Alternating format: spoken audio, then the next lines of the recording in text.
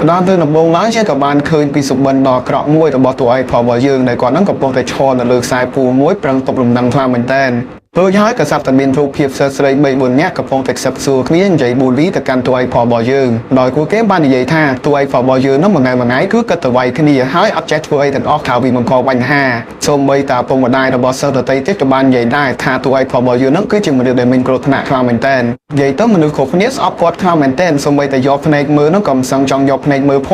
ងដល់ហើយនេះហើយតួឯករបស់យើងក៏ចាប់ផ្ដើមគ្មានទំនាក់ទំនងល្អតទៅសោះជាមួយនឹងមនុស្សជុំវិញខ្លួនមិនត្រឹមតែប៉ុណ្ណោះគ្រប់គ្នាក៏បានវាយតម្លៃអាក្រក់ទៅលើរូបរាងកាយពីកំណើតរបស់តួឯករបស់យើងទៀតដោយសារតែគាត់កើតមកមានសក់ពណ៌សមួយជំនៀងហើយភ្នែកពណ៌ខុសគ្នាបើមើលទៅតាមរាងកាយបូករួមជាមួយនឹងអត្តចរិតដ៏កោងកាយរបស់តួឯករបស់យើងនោះរាល់ពេលដែលពួកគេបាត់កាបូបលេងម្ដងពួកគេតែងតែចោទតួឯករបស់យើងគឺជាអ្នកលួចឯងដល់ហើយនេះហើយពាក្យសម្ដីអាក្រក់ទាំងអស់ហ្នឹងវាបានធ្វើឲ្យតួឯករបស់យើងធ្លាក់ចូលទៅក្នុងភាពអវិជ្ជមានបើទោះបីជាគាត់នឹងខំប្រឹងធ្វើល្អយ៉ាងណាក៏ដោយបន្ទាប់ពីសបិនមួយនេះបាត់រលាយបាត់ទៅតួឯករបស់យើងដែលមានឈ្មោះថាសាការ៉ាក៏បានភ្ញាក់នឹងខ្លួនឡើងនៅតាមផ្លូវទៅសាលាសាការ៉ាក៏បានឲ្យយើងដឹងថាគាត់គឺចូលចិត្តភាពខ្លាំងហើយគាត់មិនខ្វល់ជាមួយនឹងអ្វីដែលមានភាពទន់សើនោះឡើយតែក្បែរនោះក៏សាប់តែមានក្មេងស្ទាវ 4-5 នាក់កំពុងតែរំធ្វើបាតស្រីស្អាតម្នាក់ដល់ពេលមួយដែលជាមេគេនឹងចង់បវរស្រីស្អាតម្នាក់នឹងទៅទស្សនៈជាមួយនឹងវាក៏ប៉ុន្តែនារីម្នាក់ហ្នឹងអត់ព្រមនោះទេហើយនាងក៏ចង់យកថង់ប្រវត្តិហ្នឹងវាយទៅលើក្បាលអប៉ែហ្នឹងក៏ប៉ុន្តែគិតចោះគិតឡើងនាងក៏បានអត់វាយវិញដោយនារីម្នាក់ហ្នឹងបាននិយាយទៅកាន់អប៉ែមួយហ្នឹងថា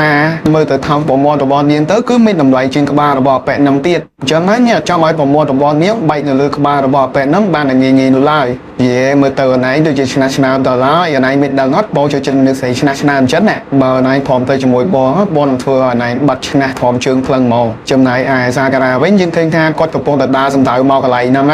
ហើយគាត់ថាតែបាននិយាយថាអ្វីដែលគាត់ស្អប់ជាងគេបំផុតនៅក្នុងជីវិតនោះគឺជាមនុស្សដែលអត់ដែលតែគិតថាខ្លួនឯងនឹងគឺជាមនុស្សដែលខ្លាំងដូចហើយសាការ៉ាក៏បានចាប់តោងស្មាអប៉ែហ្នឹងឲ្យងាកមករកគាត់វិញហើយគាត់ក៏បានប្រាប់អប៉ែហ្នឹងថាកូនធ្វើចឹងអីមនុស្សប្រុសដែលខ្លាំងពិតប្រាកដថាគេធ្វើបាបនៅស្រីចឹងទេគ្រាន់តែឃើញសាការ៉ាមកញ៉ៃញ៉ៃអញ្ចឹងអប៉ែហ្នឹងក៏បានយាមម្ដាយវាយទៅលើសាការ៉ាក៏ប៉ុន្តែសាការ៉ាក៏បានអោនកិច្ចផុតដូចហើយសាការ៉ាក៏បាននិយាយទៅកាន់អប៉ែហ្នឹងថាមានដឹងអត់ថាប្រុសឯងហ្នឹងគឺជាប្រភេទមនុស្សដែលខ្ញុំស្អប់ជាងគេបំផុតកាលពីប្រាប់រួចសាការ៉ាក៏បានមាត់អប៉ែហ្នឹងមកដៃចំកណ្ដាលមាត់ប៉ាំងស្លាប់ស្ដោកមិនត្រឹមតែប៉ុណ្ណោះសាការ៉ាក៏បានអោនពីលើវាហើយស្ដីឲ្យវាថារហងៃហ្នឹងក្បាលឯងចេះតែគិតអីហ្នឹងបានឯងគិតថាខ្លួនឯងហ្នឹងខ្លាំងរហូតចឹងទាំងតែធៀបពិតហ្នឹងឯងអន់សឹងអីហ្នឹងអូយចង់និយាយថាឈុតកន្លែងនោះអេដមីនមើលឲ្យព្រឺសបូលបងសាការ៉ាកាចខ្លាំងមែនតើជួយឲ្យសាការ៉ាក៏បាននិយាយទៀតថាតែហ្នឹងគួរតែចាំឈ្មោះរបស់គាត់ជាប់នៅក្នុងអាឌីហ្វាផងនៅពេលដែលឮឈ្មោះគាត់ហើយអ្នកដែលអន់គួរតែហត់ឲ្យបានមុនចំណែកឯអ្នកដែលខ្លាំងវិញចាំហត់មកគាត់ហើយសាការ៉ាក៏បានប្រាប់ឈ្មោះយ៉ាងច្បាស់ទៅកាន់អប៉ែហ្នឹងថាគាត់គឺមានឈ្មោះថាសាគូរ៉ាហាគូរ៉ាហើយគាត់គឺជាសិស្សនៅក្នុងសាលាហ្វូរីនក្រោយពីប្រែផ្ដាំរួចសាការ៉ាក៏បានអប៉ែហ្នឹងត្រឡប់ទៅវិញហើយគាត់ក៏បានចាក់ចេញទៅក៏ប៉ុន្តែនារីម្នាក់នោះក៏ស្រាប់តែមកខាត់សាការ៉ាដើម្បីអរគុណគាត់នៅពេលនោះណាសាការ៉ាឆ្ងល់ខ្លាំងមែនទែនថានារីម្នាក់ហ្នឹងកំពុងតែនិយាយហៅគាត់មែនព្រោះតាំងពីដើមមកគាត់ដែរមានអាគេនិយាយហៅគាត់ចឹងហ៎ហើយនារីម្នាក់ហ្នឹងក៏បាននិយាយថាហ្នឹងឯងមាននិយាយហៅណាទៀតព្រោះឲ្យជួយខ្ញុំមិញណាដល់ចឹងទៅប្រូសាការ៉ាចាប់ដើមខឹងខ្លាំងមែនទែនព្រោះមិញហ្នឹងគាត់អត់មានបំណងចង់ជួយនារីម្នាក់ហ្នឹងទេគាត់គ្រាន់តែស្អប់អប៉ែហ្នឹងគឺអប៉ែហ្នឹងជួយពេកហើយវាយអប៉ែហ្នឹងតែប៉ុណ្ណោះនិយាយយ៉ាក់ដល់ហើយអប៉ែសាការ៉ានេះក៏គេអរគុណក៏ខឹងគេដែររួចហើយនារីម្នាក់ហ្នឹងក៏បាននាំសាការ៉ាទៅហារបស់នាងញ៉ាំអាម៉ូឡេតអាបាយឆប់ពងទាគេហ្នឹងនិយាយទៅចំតតស្នងសមគុណទៅកាន់សាការ៉ាអីចឹងណាបើទោះបីជាសាការ៉ាហ្នឹងអត់គិតថាគាត់ហ្នឹងបានជួយនាងក៏ដោយនៅពេលហ្នឹងនាងក៏បានកត់សម្គាល់ឃើញថាមើលទៅសាការ៉ាហ្នឹងមិនមែនជាមនុស្សរស់នៅក្នុងទីក្រុងនេះនោះទេហើយនៅក្នុងទីក្រុងនេះដែរវាកម្រមានមនុស្សប្លែកមុខដែលហ៊ានចូលមកលេងនៅក្នុងទីក្រុងមួយនេះព្រោះហើយនារីម្នាក់ហ្នឹងក៏បានបញ្យល់ថាពួកអាក្មេងស្គាល់ទៅប្រមាណដែលសាការ៉ាបាន3មុនហ្នឹងពួកវាតែចូលមកកន្លងទីក្រុងរហូតអត់មានសមត្ថកិច្ចណាហ៊ានបង្ក្រាបពួកវានោះឡើយនិយាយទៅពួកប៉ូលីសពលសន្តិសុខអីហ្នឹងបានហត់ចេញពីទីក្រុងហ្នឹងអស់ហើយដោយសារតែបង្ក្រាបពួកវាអត់ឈ្នះតាមពិតទៅនារីម្នាក់ហ្នឹងក៏មិនមែនជាអ្នករស់នៅក្នុងទីក្រុងហ្នឹងដូចគ្នាហើយនាងក៏បានណែនាំខ្លួនទៅកាន់សាការ៉ាដែលនាងមានឈ្មោះថាថាឈីបាណាដល់ពេលហ្នឹងប្រូសាការ៉ាចាប់ផ្ដើមឆ្ងល់ឡៃថាអីបានជាអូនថាឈីបាណានោះព្យាយាមធ្វើល្អដាក់គាត់ម៉ែនិយាយរួមតាមពីដើមមកអត់មាននរណាគេម្នាក់ចូលចិត្តគាត់នោះទេជាស្ដែងគាត់ទៅវាយគ្នាជាមួយដល់ប៉ែមួយនោះជាមួយនឹងកូនចៅរបស់វា 4-5 នាក់មុននេះទៀតតែហេតុអីបានជាអូនថាឈីបាណានោះមើលមកគាត់នៅក្នុងផ្លូវល្អទៅវិញរួចហើយប្រូសាការ៉ាក៏បានបង្ខំចិត្តញ៉ាំបាយចាប់ផងទៀតដែលអូនថាឈីបាណានោះធ្វើឲ្យគាត់កំពុងថាញ៉ាំអត់ញ៉ាំទេតទៅដាក់មួយម៉ាត់ទៅមានណាអាបាយហ្នឹងគឺឆ្ងាញ់ខ្លាំងមែនទែនហើយសាការ៉ាក៏បានសួរទៅកាន់នាងថាថ្ងៃស្អែកបើកហាងទៀតអត់គាត់មកញ៉ាំទៀតកំឡុងពេលតែញ៉ាំហ្នឹងអូនថាជីវណាក៏បានកត់សម្គាល់ឃើញថាសក់ក្បាលជាមួយនឹងភ្នែករបស់សាការ៉ាហ្នឹងគឺវាខុសពីមនុស្សទូទៅក៏ប៉ុន្តែវាក៏លយម្យ៉ាងដែរ តតែលេងចឹងព្រាមប្រូសាការ៉ាចាប់ដើមមើលបដ ឲ្យមិនចង់មានបញ្ហាមែនគ្រាន់តែកើតមកមានហួយអញ្ចឹងអត់បានដែរបើចង់ខ្លាំងចេញមកក្រៅចាំបាយគ្នាមួយស្មើនិយាយដល់កអបិសាការ៉ានេះសូម្បីតែគេអាសាហើយណាក៏នៅតែខឹងគេដែរអាមនុស្សអត់ធ្លាប់មានគេអាសាអញ្ចឹងមែនដូចហើយប្រូសាការ៉ាក៏បានបញ្យល់ថាមនុស្សគ្រប់គ្នាគឺតែងតែចូលចិត្តគាត់នោះទេនៅពេលដែលពួកគេឃើញរូបរាងរបស់គាត់បែបនេះក៏ប៉ុន្តែមិននៅក្នុងវិស័យវាយគ្នាគេអត់ប្រកាន់តែលើរូបរាងមិននោះឡើយអ្វីដែលសំខាន់បើសិនបើជាណាគេខ្លាំងអ្នកនោះត្រូវបានគេទទួលស្គាល់ហើយឲ្យតម្លៃដែលហើយនេះហើយទើបធ្វើឲ្យប្រូសាការ៉ាជ្រើសរើសដើរនៅលើផ្លូវវិស័យវាយគ្នានឹងឯងចំពោះមូលហេតុនៃគាត់មកដល់ទីនេះគឺដោយសារតែគាត់បានបដូរសាលាមករៀននៅក្នុងសាលា Foreign វិញដែលជាសាលានៅក្នុងទីក្រុងមួយនេះហើយសាលា Foreign នេះដែរសាការ៉ាបានលើកដំណឹងមកថាវាគឺជាសាលាសម្បូរទៅដោយអ្នកវាយគ្នាច្រើនខ្លាំងមែនទែននិយាយទៅសង្កត់ថាសិស្សនៅក្នុងសាលាហ្នឹងអត់គិតរៀនអត់គិតសូត្រអីទេម្នាក់ៗគឺគិតតែវាយគ្នាជាពិសេសសិស្សនៅក្នុងសាលាហ្នឹងគឺបានបង្កើតការចាប់គូវាយគ្នាមួយស្មើដើម្បីស្វែងរកណាគេខ្លាំងជាងគេថែមទៀតមិនទាន់តែប៉ុណ្ណោះសូម្បីតែថ្ងៃចុងសម្រាប់ក៏ពួកគេមានកម្មវិធីវាយគ្នាផងដែរដែលហើយនេះហើយប្រូសាការ៉ាក៏បានបញ្ញាចិត្តថាគាត់នឹងត្រូវធ្វើជា top ដែលខ្លាំងជាងគេបំផុតនៅក្នុងសាលា Foreign ហ្នឹងឲ្យបានពេលវិញអញ្ចឹងអូនថាជីវណាក៏បាននិយាយថាយីក្តីសម្បៃរបស់ប្រូសាការ៉ាដូចយើងធំពេកហើយក៏ប៉ុន្តែប្រូសាការ៉ាហាក់បីដូចជាមានភាពជឿជាក់ទៅលើខ្លួនឯងខ្លាំងមែនទែនព្រោះដោយសារតែអូនថាជីវណាហ្នឹងអត់ដឹងនោះទេថាសមត្ថភាពរបស់សាការ៉ាគឺខ្លាំងដល់កម្រិតណារួចហើយអូនថាជីវណាក៏បានតបទៅកាន់សាការ៉ាវិញថាអូដោយសារតែគិតតែខ្លួនឯងខ្លាំងចាំទេអូអាចតើបើថ្ងៃនឹងសាលាគេអត់រៀនផងតែបីជាសាការ៉ានោះពាក់កៅអៅឲ្យដើមមករៀនព្រោះជាពេលនេះគេគាត់ទៅសប្បាយចិត្តភ្លេចខ្លួនតិចសោះក៏មិនបានដែរឆាប់បិទមាត់ឲ្យឆាប់ទៅគេភ្លេចហាណាគេខ្លះដោយសាការ៉ាថ្ងៃគេរៀនផងពាក់កៅអៅទៅរៀនតែម្នាក់ឯងឆ្កុយចេះតែវាទេនេះដោយឃើញថាអូនថាជីមិនណាចិត្តតែបើអាប់គាត់អត់ជុំអញ្ចឹងប្រូសាការ៉ាក៏បានប្រមូលនាងវាយគ្នាមួយស្មើទៀតហើយបន្ទាប់មកអ៊ំចាំម្នាក់ដែលជាមួយប្រចាំហាងហ្នឹងក៏បានលាអូនថាជីមិនណាត្រឡប់ទៅផ្ទះវិញក៏ប៉ុន្តែប្រូសាការ៉ាក៏បានខត់គាត់ក៏ដោយសារតែមុននេះគាត់ភ្លេចយករបស់គាត់ទៅជាមួយរួចហើយសាការ៉ាក៏បានត្រឡប់ទៅផ្ទះវិញផងដែរទៅតាមផ្លូវសាការ៉ាចាប់បានឆ្ងល់ហើយជុំអ្នកភូមិនេះអីក៏ចិត្តល្អមកវិញចេះឲ្យស្គាល់គ្រាប់ចេះឲ្យអីទៀតគាត់ដល់ប្រាប់ថាភ្លេចរបស់តំបន់ហ្នឹងសោះហ្នឹងណាបើថានៅភូមិមុនវិញគ្រាន់តែឯងធ្វើកបោបលុយឲ្យវាវិញសោះក៏វាថាឯងចោលដែរអត់យល់ទេនិយាយទៅចាប់តាំងពីសាការ៉ាពាក់អាវសិស្សសាលា Foreign ចូលមកក្នុងភូមិមួយនេះមនុស្សគ្រប់គ្នាចាប់ផ្ដើមបែកងាងហើយមកធ្វើល្អដាក់គាត់គ្រប់គ្នាហើយអូនថាជីបាណាឯងហ្នឹងក៏បែកងាងដូចគ្នាអូយគ្មានណាគេបែកងាអីទេតែទៅប្រូសាការ៉ាឯងជ្រើសរើសចូលរៀននៅក្នុងសាលា Foreign ហ្នឹងគឺជារឿងដែលត្រឹមត្រូវហើយក៏ប៉ុន្តែអារឿងដែលថាប្រូឯងនឹងខ្លាយទៅជា top ដែលខ្លាំងជាងគេប្រចាំសាលាហ្នឹងគឺវាមិនអាចទៅរួចនោះឡើយយេមិនបានដឹងពេលនេះបើចង់ខ្លាំងហៅអ្នកខ្លាំងមកចាំមកវាយគ្នាមួយស្មើមើលណាគេខ្លាំងជាងតាមពិតទៅអូនថាជីវណាមិនមែនចង់និយាយថាប្រូសាការ៉ាហ្នឹងគឺជាមនុស្សដែលអន់មិនអាចវាយឈ្នះគេអីបាននោះទេតែមូលហេតុដែលអូនថាជីវណាគិតថាប្រូសាការ៉ានឹងមិនអាចឡើងទៅដល់ top ខ្លាំងជាងគេបានហ្នឹងគឺដោយសារតែប្រូសាការ៉ាគឺមានតែម្នាក់ឯងនិយាយទៅ alone មកអត់មានបាក់ពួកដូចគេក៏ប៉ុន្តែសាការ៉ាក៏បានគិតថាសមត្ថភាពរបស់គាត់តែម្នាក់ឯងគឺគ្រប់គ្រាន់ហើយដើម្បីខ្លាំងមិនចាំបាច់ឲ្យមានណាគេជួយគាត់ដើម្បីឲ្យគាត់ខ្លាំងនោះឡើយនៅពេលដែលសាការ៉ាចាក់ចេញពីហាងរបស់នាងហ្នឹងនាងក៏បានផ្ដាំទៅកាន់សាការ៉ាមួយម៉ាត់ចុងក្រោយថានៅពេលដែលប្រូសាការ៉ាបានជួយជាមួយនឹងក្មេងៗដែលមកពីសាលា Foreign ដទៃទៀតនៅពេលខាងមុខនៅពេលនោះហើយសាការ៉ានឹងចាប់ផ្ដើមយល់ពីអ្វីដែលនាងចង់ប្រាប់គាត់នៅពេលនេះនៅឯខាងក្រៅយើងឃើញថាពួកក្មេង3ស្លុយទាំងអស់នោះក៏ចាប់ផ្ដើមប្រមូលផ្ដុំគ្នាវិញផ្លាញ់ទ្រព្យសម្បត្តិសាធារណៈរបស់ប្រជាជនអ្នកភូមិទៀតហើយអ៊ំស្រីម្នាក់នេះឃើញអញ្ចឹងក៏បានទេហៅឲ្យគេជួយយើងឃើញថាពួកនោះក៏បានប្រមូលផ្ដុំគ្នាស្ទាក់ផ្លូវចាំសាការ៉ាឲ្យស្រាប់និយាយទៅមេរបស់ភូមិវាដែលដឹកនាំមកនោះគឺជាអាមួយដែលសាការ៉ាវាយលើកមុនហ្នឹងនិយាយអត់ចេះរៀងវិញមកទៀតព្រោះហើយអាពេលហ្នឹងក៏បានហៅសាការ៉ាថាអាក្មេង Foreign អាចឆ្កែលើកនេះហើយធៀមងាប់ឲ្យទៅព្រោះគ្នាឯងច្រើនណាស់ឥឡូវនេះក៏ប៉ុន្តែយើងមើលទៅកាន់សាការ៉ាគាត់ហាក់បីដូចជាមិនខ្វល់ជាមួយនឹងពីសម្ដីរបស់វានោះទេហើយថាតែបានដល់ញោមទៅចូលពួកវាថែមទៀតដល់ចឹងទៅអាពេលហ្នឹងក៏បាននិយាយថាយេប្រញាប់ទៅណាកុំនិយាយថាក្បាលឆែបាញ់ភ្លេចមុខអញអត់ឲ្យរួចខ្លួនទេគាត់ទៅលឺអាពេលហ្នឹងផ្អាកក្បាលក៏ព្រាមសាការ៉ាក៏ចាប់ដើមញញឹមអត់តន់ធ្វើអីហើយទេគាត់ដោយសារតែសាការ៉ាហ្នឹងយល់ថាមនុស្សគ្រប់គ្នាតែតែបើអាប់គាត់អញ្ចឹងវាជាធម្មតាទៅហើយតែថាគាត់ក៏ជាមនុស្សដែលចេះមើលឃើញពីចំណុចមិនល្អរបស់គេដែរក៏ប៉ុន្តែតោះត្រង់ថាគាត់អត់ចេះថាឲ្យគេនិយាយរួមមនុស្សគ្រប់រូបសុទ្ធតែមានចំណុចល្អចំណុចមិនល្អរៀងៗខ្លួនហើយក៏មានតម្លៃផ្សេងៗពីគ្នាផងដែរព្រោះសាការ៉ារបស់យើងចាប់ផ្ដើមក្រាបដៃប្រាហើយរួចហើយអបិដែលជាមេគេហ្នឹងក៏បាននិយាយថាថ្ងៃនេះពួកគេគឺមកប្រកាសសង្គ្រាមជាមួយនឹងពួកអា Foreign កតបទាំងអស់ទាំងតែម្ដងពេលនិយាយមិនទាន់រួចពីមាត់ផងសាការ៉ាក៏បានមាត់វាម្ដាយចូលកណ្ដាលមាត់ស្ងាត់មាត់ឆឹងរួចហើយកូនចៅរបស់វាក៏បានស្ទុះចូលទៅវាយសាការ៉ាទាំងអស់តែម្ដងទៅពេលហ្នឹងសាការ៉ាក៏បានគិតថាគាត់គឺត្រូវតែកម្ចាត់ពួកនឹងចោលឲ្យអស់តែម្ដងដើម្បីឲ្យគេហ្នឹងមើលមកគាត់ថាគាត់តែម្នាក់ឯងមែនតែគាត់នឹងអាចខ្លាចទៅជា top បានយើងឃើញថាសាការ៉ាគឺសាហាវខ្លាំងមែនទែនបើទោះបីជាពួកវាព្រួតគ្នាច្រើនយ៉ាងណាក៏សាការ៉ាអាចទប់ទល់ជាប់ដែរ និយាយទៅមកមើលតាមជំនាញវាយរបស់សាការ៉ាពួកទាំងអស់ហ្នឹងមិនអាចប្រៀបធៀបជាមួយនឹងសាការ៉ាបាននោះឡើយបើទោះបីជាពួកវាព្យាយាមចាប់សាការ៉ាពីក្រោយផងអីផងក៏ដោយយើងឃើញថាសាការ៉ាមានកម្លាំងខ្លាំងមែនទែនវាយឲ្យពួកនឹងអត់ដកដៃទៅទេសោះក្រោយពីទប់ទល់ជាមួយនឹងពួកវាបានមួយសន្ទុះធំធ្វើមកអពាក់មួយនោះក៏បានចាប់អូនថាឈីបាណាយើងធ្វើជាចំណាត់ខ្មាំងក៏ប៉ុន្តែសាការ៉ាក៏បានប្រើបំលាស់ទីរបស់គាត់លឿនខ្លាំងមែនទែនស្ទុះទៅធាក់អពាក់មួយហ្នឹងជួយនាងបានសម្រេចថាឈីបាណាក៏បានអរគុណសាការ៉ាទៀតហើយក៏ប៉ុន្តែសាការ៉ានៅតែនិយាយតែដែរចឹងថាគាត់អត់បានជួយនាងទេគាត់គ្រាន់តែចង់ទាត់អពាក់ហ្នឹងចេញកុំឲ្យវាប្រើក្បិតងាយងាយទេគឺនោះក៏សត្វតែមានអពាក់មួយទៀតហប់មកវាយសាការ៉ាពីក្រោយក៏ប៉ុន្តែសាការ៉ាក៏បានប្រើស្នៀតវត្តកតុយទាត់អពាក់នឹងមួយជើងខ្ទប់ទៅជាមិនមុខតិចយើងឃើញថាសាការ៉ាអាចចេញទៅវាយជាមួយនឹងពួកវាឆ្ងាយពីអូនថាជីវ៉ាណាយើងបាននោះទេពីព្រោះខ្លាចនាងមានគ្រោះថ្នាក់ដល់ចឹងទៅសាការ៉ាក៏បានគិតថាគាត់គឺពិតជាចាញ់ពីពួកនឹងខ្លាំងមែនទែនព្រោះកាលណាតែគាត់នៅតែការពារគេអញ្ចឹងវាក៏មិនជារឿងល្អនោះដែរសម្រាប់គាត់និយាយទៅការជួយគេខ្លាំងពេកវានឹងមិនដាល់ឲ្យមានគ្រោះថ្នាក់ដល់ខ្លួនឯងនិយាយមិនតាន់រួចពីមាត់ផងឃើញនោះក៏មានគ្នាពីម្នាក់ទាញកបិតកាត់ចំជើងរបស់សាការ៉ានៅក្នុងស្ថានភាពបែបនេះសាការ៉ាគឺពិតជាយ៉ាប់ខ្លាំងមែនទែនហើយគាត់ក៏បានគិតថានេះហើយគឺជាមូលហេតុដែលគាត់មិនចង់ជួយមនុស្សកន្លងមកនិយាយទៅឲ្យជួយគេលើកណាឈឺសាច់ខ្លួនឯងរហូតរួចហើយអពាក់មួយដែលបានកាន់ដំបង3ក្បាលនោះក៏បានជាដំបងមួយទំហំវាសំដៅទៅកាន់រាក្បាលរបស់សាការ៉ា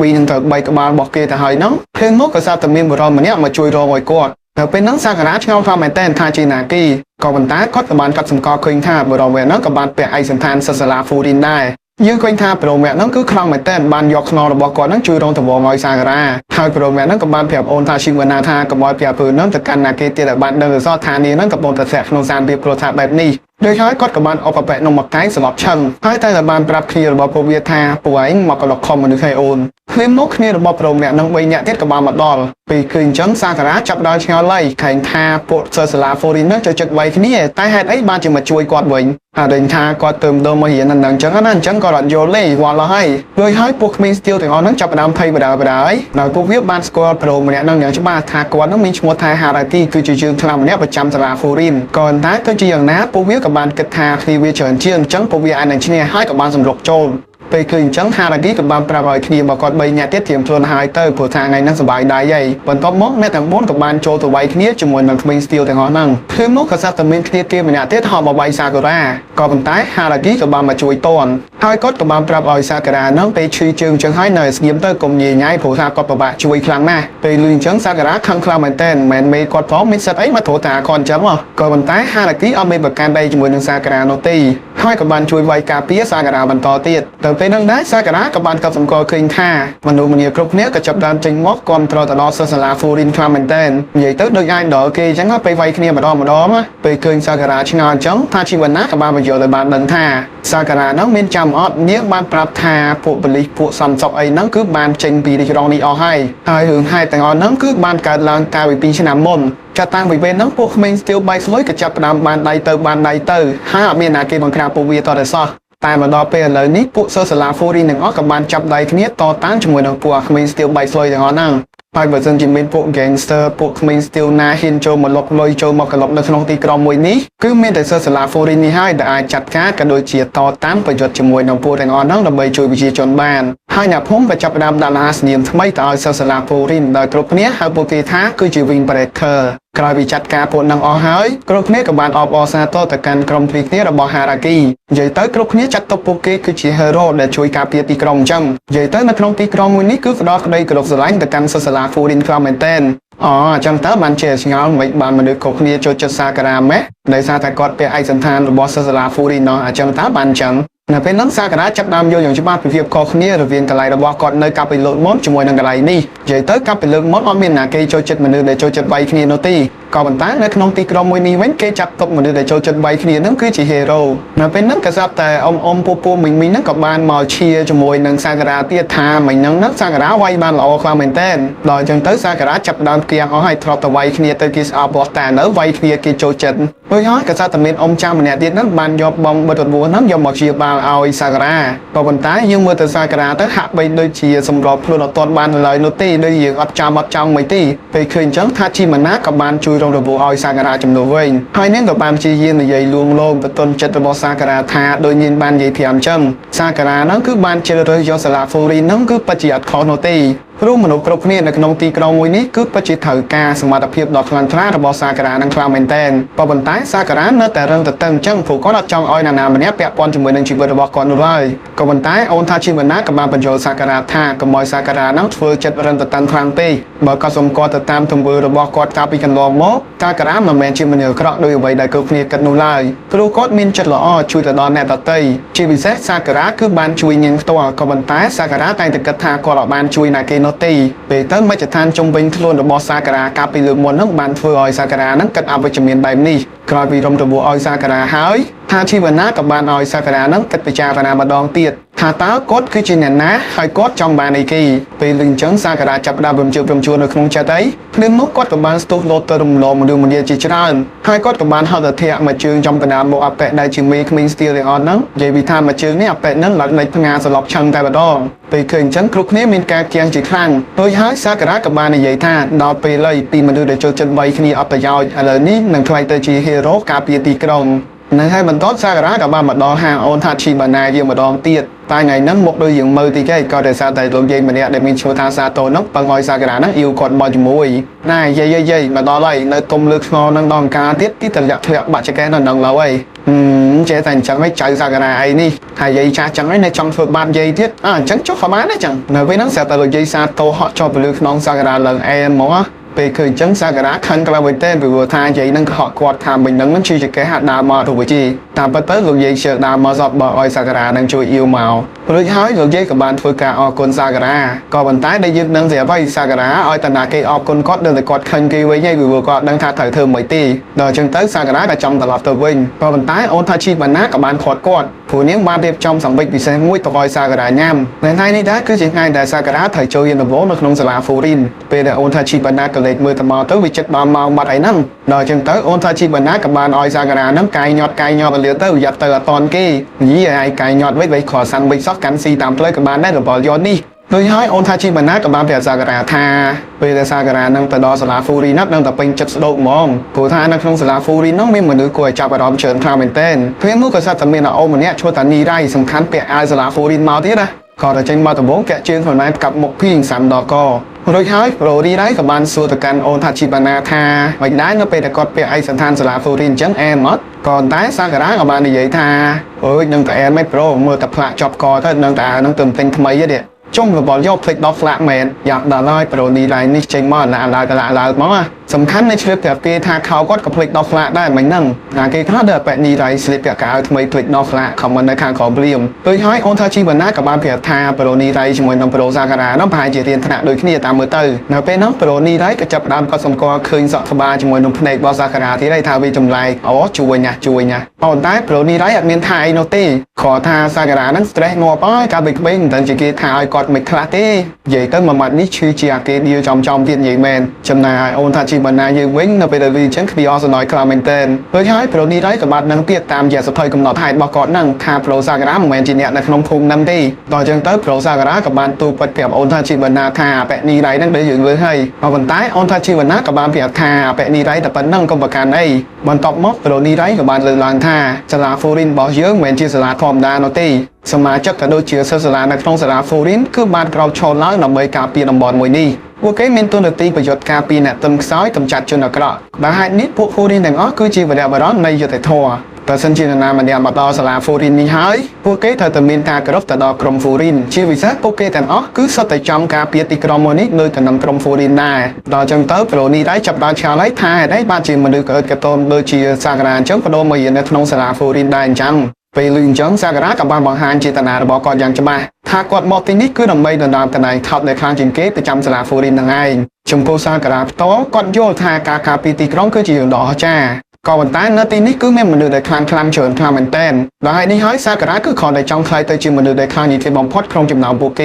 េពេលលឺអញ្ចឹងប្រូនីរ៉ៃក៏ចាប់ដើមគិតថាប្រូសាការៈនឹងពិតជាអត់ដឹងខ្យល់អីមែននិយាយទៅអារឿងទៅមិនរួចផងក៏ខំនិយាយចេញមកដែរចេះខ្មាស់គេសោះ hai phần sân chia xa cái đá nâng kết trong phơi gương từng nâng tía á lúc xa cái đá nâng cao tới chia từng nào đôi chụp pro sai tầm màn chân còn từ liên chân riêng ôn tha chi vần ná cả chập đam ở sân đời tia đây nơi bên nó pro xa cái đá chập đam khăn thoa bên tên có đề ra tạ bẹ ni đây nó dậy linh soi với con trơn ti với thái có tầm pra style chat của mùa bẹ ni đây nó quay khi mùi smart còn bên tá bẹ ni đây nó hot for chừng mùi nằm phía sân đầy bỏ xa cái đá soft nhiệt khăn bên trong bay ta sai đó bay chỉ tên dậy chừng mùi nằm ôn tha chi vần ná tha có thời tranh tài lại lấy vừa ra có bên nhát vậy tới có trong đa liên trong quanh ti krong vì mày trong sân này có ti tăng phum xa bàn chụp ba hai chạm trâu trong việc thi trâu đến ngay từ bố mà tao bị đá lên hai ở bên để tranh tên nó rồi đi đấy nè chuyên nghiệm bảo uất tiếp á ta đánh tha chậm ngày nên tới có flight tới chi vừa vào đó cà phê ti krong ấy tại miền na bên đá tranh tên nó ta đá bông chiang này nè chơi từ bên đây vừa vào đó đá bông chiang chẳng đơn cần mấy cái với nói sao cái đó các bạn này vậy từ can ôn tha chi bên na tha ngò tay pet năm ta nào chân sót trong flight tới chi vừa vào đó cà phê ti krong vì sao chứ ấy từ rồi nè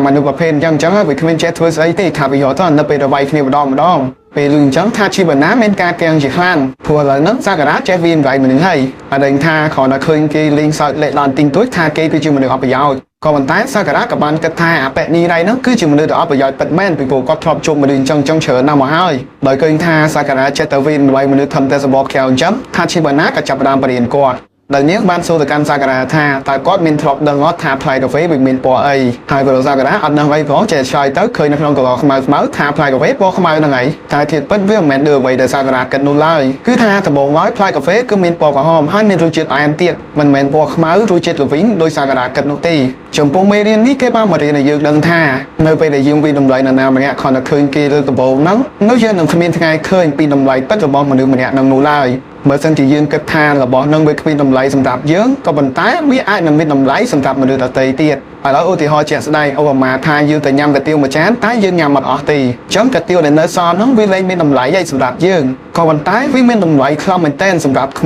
mình đã mình ấy hộp đó hay ní hỏi muốn là dương vi tầm lại từ lừa vậy muối giữa thời cái pin là bọn nó ban cho ba chấm môn sân làm dương vi tầm lại Việt Nam cao vậy tới thời tại xoay cho rồi cho ba cùng chơi tại nào vi tầm lại kia đẹp đa hồi bị slap ca phần vô thọ bỏ tha chim bana hái sa cả đá có chập đam nhạc luôn phổ cốt có chim được tại thời ban kia vi tầm lại sầm bỏ khảo bỏ cọt đôi cái này còn mình tái thứ là awesome lại nó cứ tha rồi sa cả đá trong đang tha tạo bệnh đi đây mình nấp vào cái váy cái đi đây coi đó ngò bay ôn tha chi mà bảo dương không phải vô mà ngày vậy đam ấy vậy ta bẹ sa cái này cái từ hướng bay khi men và tam plus sa cái cần nơi tại cái tha mình nó có là men cái economy tôi mơ ta bẹ đi đây nên tới mơ tới kiểu bay khi on tận men thêm lúc cái sắp tận nhẹ lụt nồng pang cái nó cả ban vô nồng pang ao sa cái nhầm free bài này luôn nó cái tha mình là không trong phu đến cứ tay để chui tại đó thì cái đồng là hai hết ok cứ thay tập non son con tập chân tình tùy vinh mình tôi phải bằng nó ok các bạn chăm tha sa cái nó ngay cứ chỉ nhẹ chui poke ra về môn vậy tới cứ mình tại sao cái mà nhẹ tay và nó để hiện cho to tan chung với nó phù mình tiêu một đồng thông môn về đại sa là hồi đến tây tiết bàn tranh mà chui còn từ lưu kỳ sao con trong phía mắm một sa cái chập đam hòm thì đây tại ní mình có hòm sờ bài cho đó là anh ấy có hòm khăng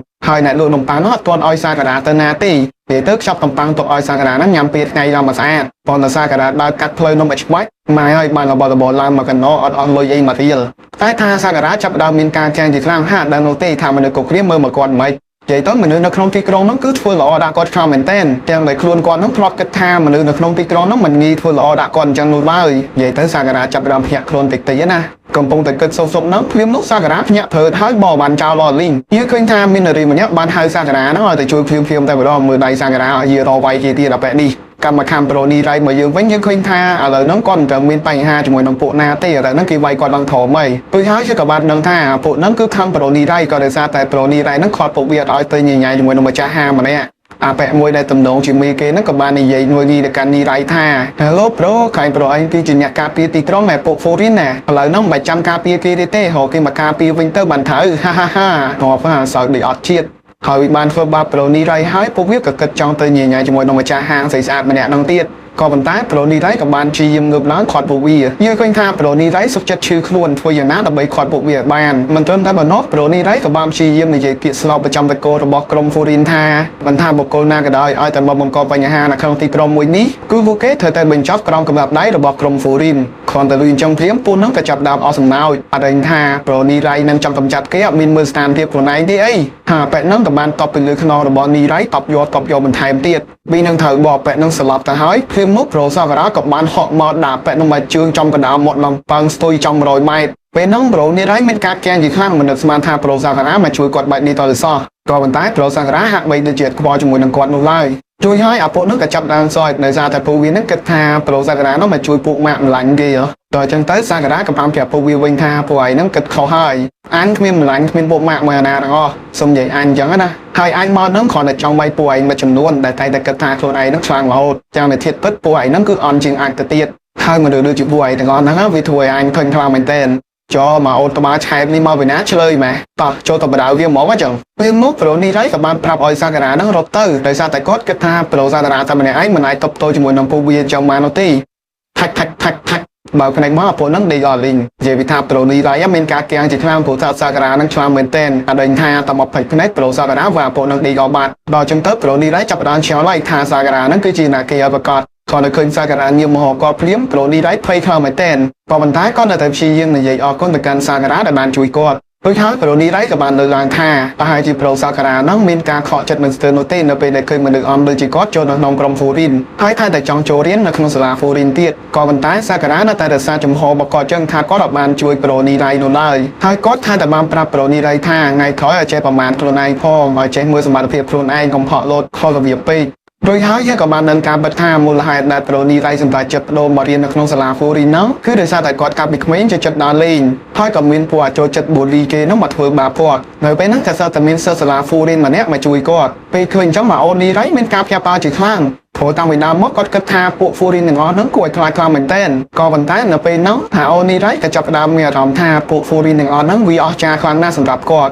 ់ហើយចាប់តាំងពីពេលហ្នឹងមកគាត់ក៏ចាប់ផ្ដើមចង់ថ្លៃទៅជាសិស្សសាលាហ្វូរីនដែរនិយាយទៅមូលហេតុរបស់ប្រូនីរ៉ៃគឺគ្រាន់តែចង់លយណានៅពេលដែលគាត់បានថ្លៃទៅជាសិស្សសាលាហ្វូរីនហ្នឹងនៅពេលដែលឃើញប្រូនីរ៉ៃគួរនៅតែស្រក់ទឹកភ្នែកបែបនេះសាការ៉ាក៏ចាប់ដើមនឹកទៅដល់ពេលសម្ដែងរបស់គាត់ដែលបាននិយាយមើលងាយថាឲ្យប្រូនីរ៉ៃហ្នឹងពេលវាយគ្នាចិត្តតែរត់អីអញ្ចឹងទៅក៏ប៉ុន្តែអ្វីដែលគាត់បានឃើញគឺវាផ្ទុយស្រឡះប្រូនីរ៉ៃមកទុកបីជាគាត់អន់ពិតមែនក៏ប៉ុន្តែគាត់មានការតស៊ូអត់រត់ដោយអ្វីដែលគាត់គិតនោះទេហើយយ៉ាតួអង្គដែលមានចិត្តអញ្ចឹងដូចស្តៀងណាគេម្នាក់នៅក្នុង YouTube show នេះវិញចឹងជួយ comment ប្រាប់ admin ម្នាក់មួយមើល admin អត់ដឹងទេនេះបន្ទាប់មកសាការ៉ាក៏បានប្រាប់ឲ្យនីរ៉ៃហ្នឹងកុំយំអីបើសិនជាប្រូនីរ៉ៃអន់ហើយយំទៀតនោះមនុស្សគ្រប់គ្នានឹងគិតថាប្រូនីរ៉ៃហ្នឹងគឺជាមនុស្សដែលអន់ខ្លាំងជាងនឹងថែមទៀតអានេះ admin សុំឧទាហរណ៍ចូលទៅក្នុងរឿងស្នេហាបន្តិចចាបើសិនជាមនុស្សប្រុសឬក៏មនុស្សស្រីម្នាក់ដែលសុំបែកយើងហើយយើងមិនត្រូវយំនឹកគេចំណាច់ខាតព្រោះអីបើសិនជាយើងយំនឹកគេទៅនៅពេលដែលមនុស្សស្រីឬក៏មនុស្សប្រុសម្នាក់ហ្នឹងគេនឹងគិតថាយើងហ្នឹងគឺជាមនុស្សដ៏អន់មិនអាចរកខ្វះគេបានចាំហើយបើសិនជាគេសុំបែកយើងហើយឲ្យគេទៅមិនបាច់តែយំស្ដាយអីទេបើគេមិនមែនជាគូយើងផងអាឡ័យតែយំនឹកគេហ្នឹងកើតបានជួបអ្នកថ្មីមិនអញ្ចឹងឯអ្នកទាំងអស់គ្នាតោះអញ្ចឹងយើងបកមកសាច់រឿងយើងវិញទៅយើងឆ្ងាយតិចហើយឃើញមកម្នាក់ស្រីម្ចាស់ហាងដែលនីរ៉ៃបានជួយមិញហ្នឹងក៏បានមកដល់ហើយនាងក៏បានអរគុណនីរ៉ៃដែលបានជួយការពារនាងមិញនេះបើមិនបាននីរ៉ៃទេនាងប្រហែលជាមិនបានរកស៊ីលក់ដូរទេអាពួកហ្នឹងក៏កោដល់ហើយនារីម្នាក់ហ្នឹងក៏បានអរគុណសាការ៉ាដូចគ្នានិយាយអរគុណទៀតណាដឹងតែគ្នារយៈស៊ីមួយពាក្យអរគុណហ្នឹងនៅតែខំអរគុណម្នាក់អត់យល់ទេព្រឹកនឹងសាការ៉ាដើរចេញទៅហើយហ្នឹងភ្លាមនោះប្រូនីរ៉ៃក៏បានខត់គាត់អាសូវតែគាត់ធ្វើអីម៉ែអើយលេងតោប្រូនីរ៉ៃទីសភៅមកកត់ឈ្មោះកត់អាយុកត់កម្ពស់កត់អីដល់ពេលហ្នឹងឲ្យតែតាក់តងជាមួយនឹងប្រូសាការ៉ាអរិញថាតលបបប្រូនីរ៉ៃហ្នឹងគឺជាចិត្តតាមដានជីវិតរបស់បុគ្គលដែលខ្លាំងប្រកាយដូចជាសាការ៉ាអញ្ចឹងណាឲ្យតែថាបានជួបអ្នកខ្លាំងនឹងតែកត់ចូលឲ្យសភៅគេមួយហ្នឹងអូយឃើញតែបែកនេះដល់ក៏អ្វីស៊ីមកអញោដោយហើយប្រូនីរ៉ៃក៏បានសុំធ្វើជាមនុស្សចំណិតរបស់ប្រូសាការ៉ាហើយដឹងថាឲ្យប្រូសាការ៉ាហ្នឹងប្រើឲ្យគាត់ធ្វើអីក៏គាត់សុខចិត្តធ្វើដែរបើទោះបីជាគាត់អបកាយក្នុងការវាយគ្នាមែនក៏ប៉ុន្តែគាត់បានដឹងវិធីតាមភូមិសាស្ត្រក៏ដូចជាការរស់នៅជាពិសេសគឺគាត់បានស្គាល់បុគ្គលខ្លាំងច្រើនខ្លាំងមែនទែននៅក្នុងទីក្រុងមួយនេះដែលហើយនេះហើយប្រូនីរ៉ៃក៏បានបញ្ញាថាគាត់នឹងប្រឹងប្រែងជួយសាការ៉ាហ្នឹងឲ្យដល់គោលដៅនៅអ្វីដែលគាត់ចង់បាននិយាយទៅគឺចង់ជួយឲ្យសាការ៉ាហ្នឹងខ្លាយទៅជា top នៅខាងទីគេនៅក្នុងសាលាហ្វូរីនេះអញ្ចឹងណាពេលលីងចុនសាការ៉ាក៏ចាប់ផ្ដើមគិតថាអីតណ្ដងដែរតាបន្ទាប់ពីហ្នឹងយើងឃើញថាប្រូនីរ៉ៃក៏បានចាប់ទាញសាការ៉ាហ្នឹងឲ្យទៅសាលាលឿនព្រោះថាចិត្តដល់ម៉ោងហើយក៏ប៉ុន្តែសាការ៉ាអត់តន់ចង់ទៅទេពីព្រោះគាត់ហ្នឹងក៏ពោលតែញ៉ាំនំប៉័ងដើម្បីទៅកាឡាព្រោះថាមុននឹងវាយគ្នាហើយតែថាប្រូនីរ៉ៃហ្នឹងនៅតែបខំរហូតឲ្យគ្នាញ៉ាំឲ្យធំមុនតិចមិនបានសោះបើអញ្ចឹងទៅប្រូសាការ៉ាក៏បានប្រាប់ថាបើលហនទៅណាទៅមុនទៅមិនបាច់ប្រកាច់ចាំធ្វើងាប់យកស្អីទៀតទេមិនយូរប៉ុន្មានអ្នកទាំងពីរក៏បានមកដល់សាលានិយាយថាសាលាគេមិនដឹងជាដូចស្អីនេះក៏វាក៏វ៉ាមឡើងវិញហ្នឹងពេលឃើញសាលាហ្វូរីនព្រាមសាការ៉ាចាប់ផ្ដើមមានការសប្បាយចិត្តជាខ្លាំងពីហ្វូគាត់នឹងបានជួបមនុស្សខ្លាំងដោយការដែលគាត់បានជួបកាលលើកមុនអញ្ចឹងបន្ទាប់មកនេះដែរក៏បានឃើញតារាងឈ្មោះដែលគេបិទនៅជាងថាណាគេហ៊ានណាអញ្ចឹងណាពេលហៅឈ្មោះខ្លួនឯងឃើញហើយប្រូនីរ៉ៃមានការសប្បាយចិត្តជាខ្លាំងក៏ដោយសារតែប្រូសាការ៉ានេះរៀនចំថ្នាក់ជាមួយគាត់មនុស្សមាននិស្ស័យជាមួយគ្នាជួបគ្នាអញ្ចឹងមែនជឿអត់អ្នកទាំងអស់គ្នាតែថានៅពេលប្រូនីរ៉ៃពិនិត្យមើលឈ្មោះនៅក្នុងថ្នាក់របស់ពួកគេម្ដងទៀត ប្រូនេះដែរក៏សង្កល់ឃើញថាមានបកគលខ្លាំងមួយចំនួននៅក្នុងថ្នាក់របស់ពួកគេដូចគ្នាហើយប៉ាន់បោះសាការ៉ាបរយតែប៉ុណ្ណេះក៏ប៉ុន្តែប្រូនេះដែរអត់តន់ស្គាល់អ្នកទាំងអស់នឹងច្បាស់ប្រមាណនោះទេគ្រាន់តែស្គាល់ប្រយោជន៍ចិត្តទុកជាឯងដល់គ្រប់ស្រឡាញ់ធម្មតាអញ្ចឹងណានិយាយមិនតន់រួចប្រវត្តិផងប្រូនេះដែរក៏បានកលេចឃើញឈ្មោះសិស្សម្នាក់ទៀតនៅក្នុងថ្នាក់ហ្នឹងតែដឹងថាគ្រាន់តែឃើញឈ្មោះនឹងហើយប្រូនេះដែរឡើងទុនជង្គង់ហ្មងណាដល់អញ្ចឹងទៅប្រូសាការ៉ាក៏ចោទដឹងថាប្រូនេះដែរនោះមានកើតអីអត់រួចហើយប្រូនេះដែរអត់មានប្រាប់អីច្រើនទេគ្រាន់តែប្រាប់ឲ្យសាការ៉ាហ្នឹងមុននឹងចូលទៅក្នុងថ្នាក់គឺត្រូវរៀបចំខ្លួនឲ្យបានល្អកុំកអិតកតោមខ្លាំងពេកជាពិសេសកុំធ្វើខ្លួនឲ្យខ្លាចទៅជាសត្រូវជាមួយមនុស្សដែលនៅក្នុងថ្នាក់ហ្នឹងបើមិនចឹងទេគ្រប់គ្នានឹងសើមុខរបស់សាការ៉ាដាក់ក្នុងបញ្ជីស្បែកឆ្កែជាមិនខានមកអ្វីប៉ុណ្ណឹងអីវិញស្មានថាប្រូសាការ៉ាខ្លាចមែននៅពេលដែលប្រូនេះរៃកលេងទៅមើលសាការ៉ាទៅគាត់អត់បានស្ដាប់នេះរៃនោះទេហើយសាការ៉ាថាតែបើកម្ដៅសាច់ដុំធៀមចាំហើយស្រាប់ទៀតចប់បាត់ហើយនឹងគិតត្រូវគិតខុសហើយអ្នកដើរមួយសាការ៉ាជួយឲ្យប្រូនេះរៃកម្ដៅព្យាយាមបញ្យល់ប្រាប់សាការ៉ាថាឲ្យសាការ៉ាហ្នឹងព្យាយាមធ្វើធម្មតាញ៉ាំអីដាក់គេសិនទៅពីព្រោះគាត់ហ្នឹងគឺជាមនុស្សដែលមកពីខាងក្រៅផងបើសិនជាសាការ៉ាអត់ស្ដាប់គាត់នោះទេប្រកាសជាសិស្សនៅក្នុងសាលាទាំងអស់ហ្នឹងខ្លាចទៅជាសត្រូវរបស់សាការ៉ាទាំងអស់ជាមិនខានយីចំមិនដែរថាខ្លាចពីកើតហើយចាំបាច់បានមកសាលាហ្នឹងដើម្បីឲ្យខ្លាំងជាងគេហ្នឹងហ่ะពេលទៅដល់មុខថ្នាក់ព្រាមសាការ៉ាក៏បានបើកទ្វារលាន់ស៊ូសូតក្រាំងក៏គេនៅក្នុងថ្នាក់ហ្នឹងក៏បានសម្លឹងមកកាន់អ្នកទាំងពីរឡើងពេញនឹងតែម្ដងមើលទៅមុខតែកាច់ខ្លាមែនទេហើយសិស្សខ្លះទៀតនៅជាតិហាត់សាច់ដុំទៀតដល់មកដល់សាលាអញ្ចឹងហើយនៅពេលហ្នឹងក៏សិស្សតែមានសិស្សម្នាក់មើលទៅសង្ហាខ្លាំងមែនទេគាត់ក៏បានដើរទៅរាក់ទាក់សាការ៉ាពីព្រោះគាត់បានស្គាល់សាការ៉ាលហ៊ានរៀងមកដែរពេលឮប្រូម្នាក់ហ្នឹងហៅឈ្មោះគាត់អញ្ចឹងប្រូសាការ៉ាក៏បាននិយាយថាយេអាហ្នឹងឯងខ្ញុំសាការ៉ាមិនចង់វាយគ្នាមួយស្មើមែនចូលមកចឹងដល់ហើយគ្នាយើងអញ្ចឹងនិយាយមិនទេយើងមើលតាប៉ែនីរ៉ៃទៅគ្នាគៀងខ្លាំងមែនតើដល់អញ្ចឹងទៅនីរ៉ៃក៏បានបញ្ញាប់សុំទោសប្រូម្នាក់ហ្នឹងហើយគាត់ក៏បាននិយាយសរសើរប្រូម្នាក់ហ្នឹងផងដែរពីព្រោះគាត់បានស្គាល់ប្រូម្នាក់ហ្នឹងតាមសភៅរបស់គាត់ពេលលឺអញ្ចឹងប្រូម្នាក់ហ្នឹងអត់ចាំយូរទេហើយគាត់ក៏បានណែនាំខ្លួនរបស់គាត់ថាគាត់មានឈ្មោះថា Leonardo DiCaprio ខនទៅលឺឈ្មោះទាំងព្រាមសាការ៉ាក៏បាននិយាយថាចំប្រូឯងឌឺមែនអាខ្លួននៅជប៉ុនទេតែដាក់ឈ្មោះដូចជនជាតិគេបើប្រូឯងខ្លាំងអញ្ចឹងចេញមកក្រៅមកចាំវាយគ្នាមួយស្មើព្រមប្រូឯងមកថ្មីសោះដូចយ៉ាងខ្លាំងមែននេះកុំតន់អាខឹងមើលគេក៏មានឈ្មោះហៅក្រៅមួយទៀតដែរគេឈ្មោះថាស៊ូចំក្រៅចិត្តឆេវអត់បានស៊ូផងអញតែមកអាប៉ែនោះឲ្យបាយវាចាប់មកសិនដល់អញ្ចឹងទៅអាប៉ែនេះដែរក៏បានចូលទៅខុសសាការ៉ាឡើងវីពេញហ្នឹងទៅដល់ក្រោយគ្នាយើងអាប៉ែសាការ៉ានេះរត់ទៅវាយគេមកណាចំណែកឯប្រូស៊ូវិញយើងឃើញថាទឹកមុខរបស់គាត់ចាប់ផ្ដើមស្មើដែរហើយគាត់ក៏បានដើរសំដៅទៅរកសាការ៉ាទៅពេលហ្នឹងសាការ៉ាក៏បានក្តាប់ដៃធៀមមកវាយដូចគ្នាយើងមើលស្ថានភាពនៅពេលហ្នឹងដូចយើងតានតឹងទៅអីអ្វីដែលគួរឲ្យអស់សំណើចហ្នឹងគឺថាប្រូស៊ូបានចូលទៅវាយសាការ៉ាទៅទេតែគាត់បានជាមកផ្ទះក្នុងសាការ៉ាផាច់ហើយសរសើរប្រាប់មិត្តរួមថ្នាក់ទាំងអស់គ្នាថាសាការ៉ាហ្នឹងគឺពិតជាបកាយខ្លាំងមែនទែនចាប់ពីលើកមុនព្រោះគ្នាចាប់ផ្ដើមខ្យល់អីថាសាការ៉ាហ្នឹងបកាយទេដល់អញ្ចឹងទៅប្រូស៊ូក៏បានបញ្យល់ថាមានចាំមកកាលពីលើកមុនអដែងថាមានពួកក្មេងស្ទៀវនោះបានលើកតបចូលមកអុកលុកនៅក្នុងទីក្រុងមកហើយនៅពេលហ្នឹងអ្នកដែលបានតបគោជាមួយនឹងពួកវាគឺជាសាការ៉ានឹងឯងមុនពេលដែលប្រូហារ៉ាគីនាំគ្នាទៅដល់ពេលលឺអញ្ចឹងពួកគេមានការសប្រាយជាខ្លាំងពីព្រោះថារឿងហ្នឹងល្បីខ្លាំងមែនតើក៏ប៉ុន្តែអត់មានអ្នកទីតន់ស្គាល់តួឯងនេះទេឥឡូវនេះតួឯងនៅនេះសោះគ្រប់គ្នាក៏ចាប់ផ្ដើមមកកោតសរសើរសាការ៉ាឡើយគ្នាគៀមទៀតទេអត់យល់ទេហៅវាយគ្នាអត់បានវាយគ្នាដល់តែប្រូនេះដែរវិញពេលឃើញអញ្ចឹងក៏បានធូរលីងខ្លួនមកអើយជួយខ្លួនឯងអញបានប៉ុណ្ណេះក៏ប៉ុន្តែនៅពេលហ្នឹងពួកគេក៏ចង់ដឹងថាហេតុអីបានជាសាការ៉ាហ្នឹងនៅក្នុងភូមិផ្សេងទេតែហេតុអីបានជាដូរមករៀននៅក្នុងសាលាមួយនេះបើអើយហាហ្នឹងឯងចង់មកដើម្បីខ្លាំងជាងគេហ្នឹងហើយពេលលឺអញ្ចឹងគ្រប់គ្នាមានការកៀងជាខ្លាំងហើយប្រូនេះដៃរបស់យើងវិញប្រកាច់ប្រកិនទៀតហើយដោយគាត់ព្យាយាមនិយាយប្រឡប់ថាសាការ៉ាមិនមែនចង់មានន័យអញ្ចឹងទេតែថាសាការ៉ានៅជាតិបច្ចៈទៀតថាគាត់ចង់ខ្លាំងជាងគេអញ្ចឹងមែនមិនចោះព្រមនោះក៏សតតែមានកៅអីមួយហោះមកវឺដល់ក៏ប្រូនេះរៃតែប៉ុណ្ណេះចាប់សុបគ្រប់អស់ហើយពេលដែលគ្រប់គ្នាកលែងមើលទៅឃើញថាគេគឺជាសិស្សដែលខ្លាំងជាងគេបំផុតនៅក្នុងថ្នាក់មួយនេះហើយគាត់មានឈ្មោះថា Kyutaro ពេលឃើញវត្តមានរបស់ Kyutaro មកភ្លាមសាការ៉ាក៏ចាប់ផ្ដើមញញឹមហើយគាត់ថាបាននិយាយថាគាត់ចូលចិត្តឆ្កែកាយការអញ្ចឹងណាក៏ប៉ុន្តែប្រូនេះរៃក៏បានសុំវល់សាការ៉ាកុំឲ្យវាយគ្នាជាមួយនឹង Kyutaro អីពីព្រោះវាមានគ្រោះថ្នាក់និយាយទៅមិនត្រឹមតែ Kyutaro នឹងគឺជាសិស្សដែលគួរឲ្យខ្លាចជាងគេនៅក្នុងថ្នាក់នោះទេហើយនិយាយបានថា Kyutaro នឹងគឺជាសិស្សដែលគួរឲ្យខ្លាចជាងគេប្រចាំសាលានឹងថែមទៀតលឿនមក Kyutaro ក៏បានស្ទុះចូលមកវាយសាការ៉ាភ្លាមតែម្ដងក៏ប៉ុន្តែត្រូវបានគាត់តិចផុតចំណាប្រូនេះរៃវិញក៏ត្រូវបានប្រូស៊ូនោះចាប់គាត់ទាញចេញមកផុតដូចគ្នាទូហើយប្រូសាការ៉ាក៏បាននិយាយទៅកាន់ប្រូ Kyutaro ថាគាត់ខំស្វែងរកមនុស្សចឹងយូរហើយឥឡូវគាត់បានរកឃើញហើយអរគុណខ្លាំងមែនតើដែលបានមកជួបគាត់អូខេហើយអ្នកនរគ្នាអេដមីនសូមបញ្ចប់សាច់រឿងរបស់យើងនៅត្រឹមហ្នឹងសិនទីចុងក្រោយអរគុណដល់អ្នកនរគ្នាដែលបានតាមដានទស្សនាវីដេអូមួយនេះរហូតដល់ចប់កុំភ្លេចជួយចុច Subscribe ម្នាក់មួយទៅជម្រាបលាអ្នកទាំងអស់គ្នាជួបគ្នានៅវីដេអូក្រោយ